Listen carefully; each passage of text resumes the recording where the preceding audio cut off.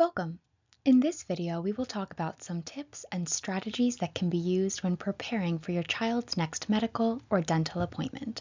Let's get started. This workshop was developed by the Delaware Network for Excellence in Autism.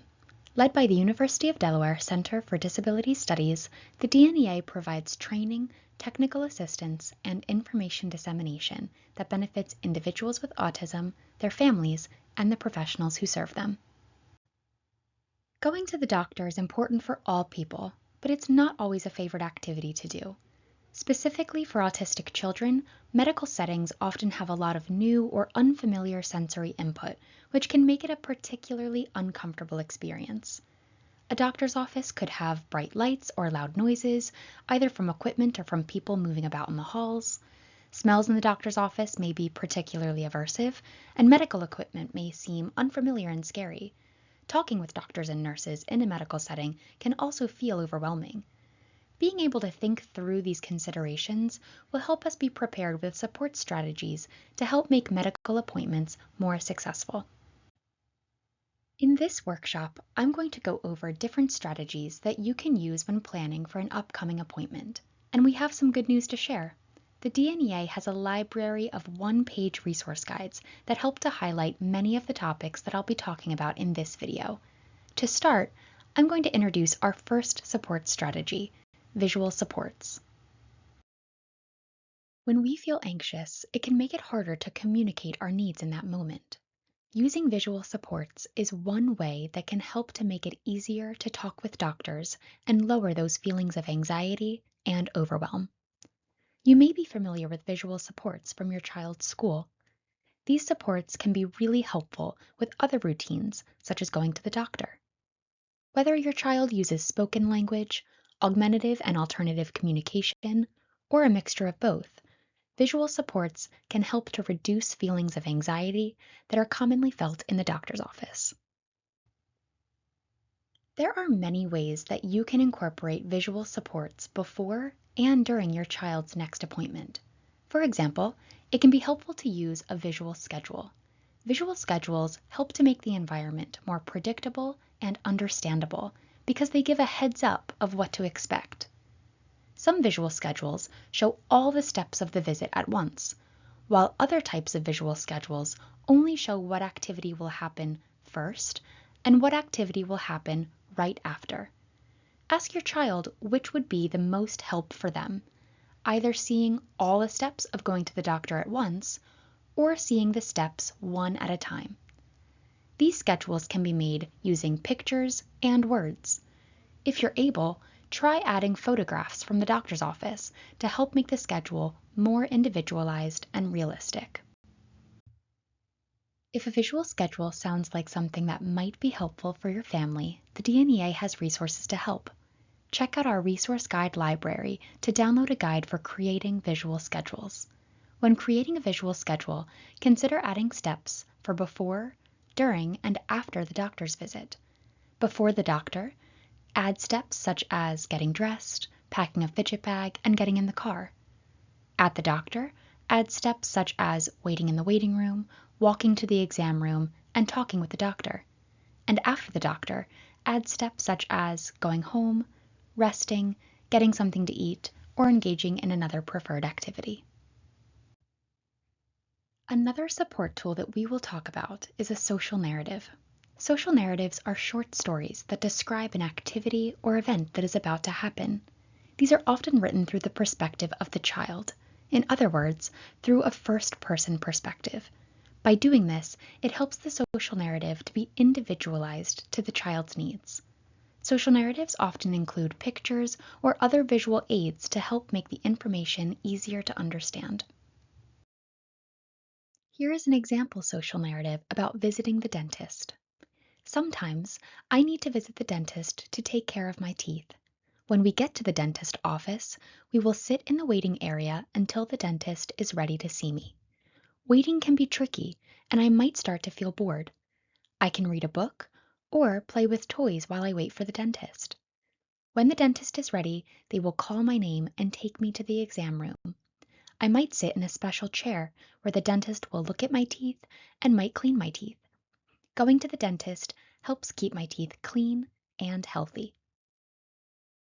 Here are some things to keep in mind when writing and using social narratives with your child.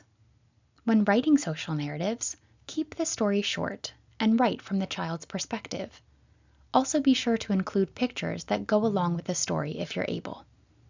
When using social narratives, bring the social narrative with you to the doctor. Read the social narrative with your child multiple times before your next appointment. The American Academy of Pediatrics published another helpful tool for using visuals at the doctor's office. This tool is called Communicating Visually in Pediatrics. Let's take a few moments to talk about this helpful resource. Communicating Visually includes a collection of communication boards and visuals to help explain common medical and dental procedures.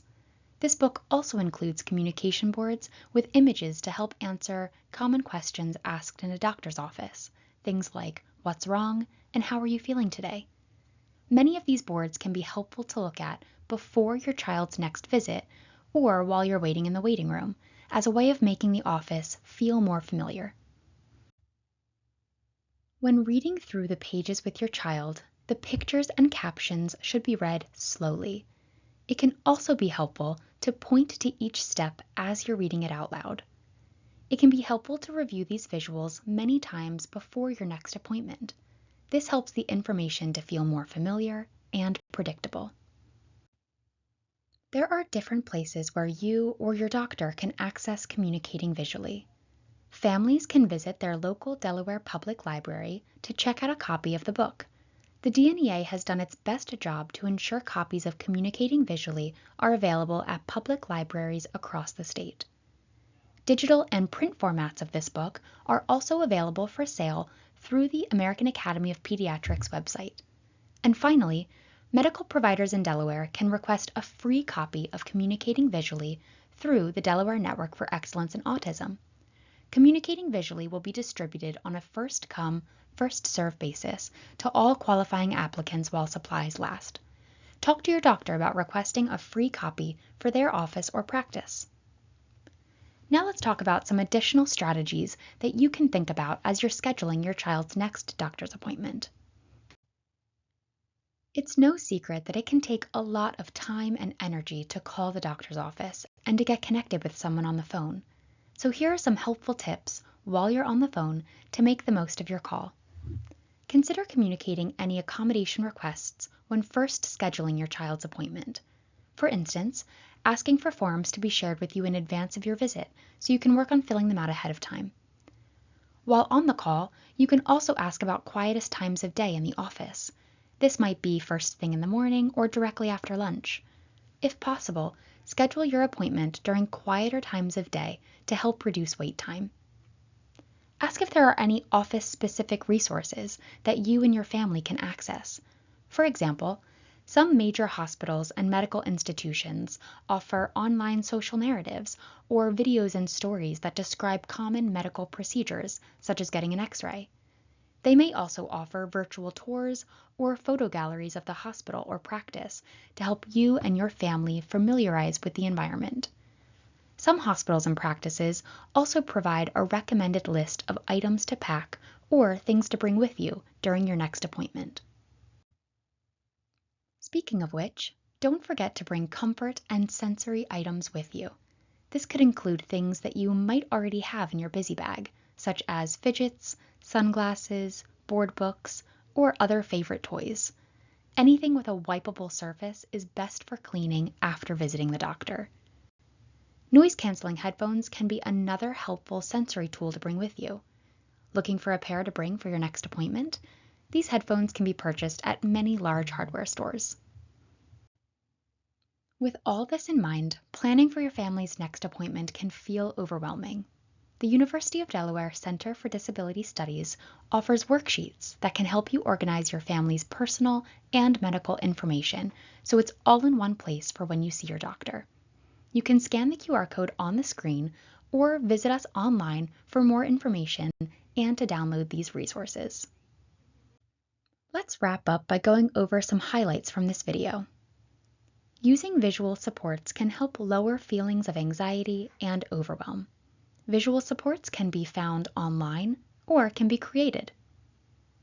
Consider communicating any accommodation requests when first scheduling your child's appointment. Some larger hospitals and medical institutions provide specific resources for their practices, like virtual tours of the building and practice-specific social narratives. Check online for these medical resources before an upcoming appointment. Bring any items with you that help soothe your child. These can be favorite toys, fidget items, or can be sensory items like noise-canceling headphones or sunglasses. Give yourself a reminder to tell your provider about communicating visually. Medical providers in Delaware can request a free copy through the Delaware Network for Excellence in Autism. Thank you for watching. If you have any questions or would like to learn more about any of the resources highlighted in this video, please contact the DNEA team at dnea-info@udel.edu.